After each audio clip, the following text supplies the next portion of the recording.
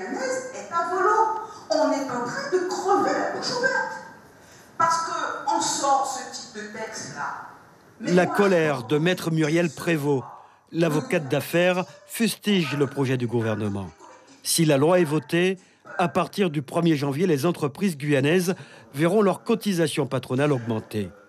La mesure n'impactera pas le SMIC, mais quel sera le montant des charges patronales payées par les entreprises sur les rémunérations les plus fortes en 2019 ? Prenons un exemple d'un salarié qui est payé 2 000 € net par mois, alors qu'avant ça faisait à l'année 6 000 € de cotisation, on va passer à 15 000 € de cotisation.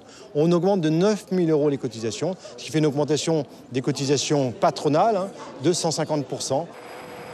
Un surcoût que beaucoup de sociétés pourraient difficilement supporter et qu'elles devraient très certainement répercuter sur leur prix de vente.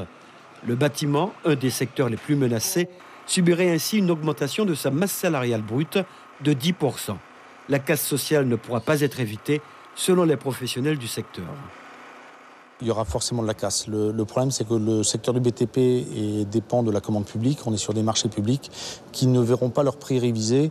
On pourrait même avoir un effet extrêmement pervers parce qu'en métropole, le coût du salaire baisse avec les lois Fillon.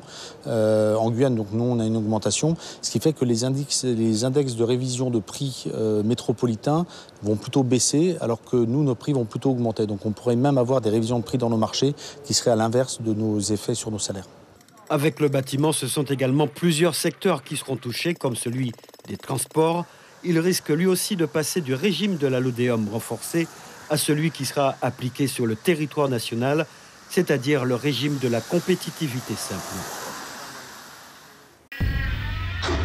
Suivez l'info sur Guyana Première, télé, radio et Internet.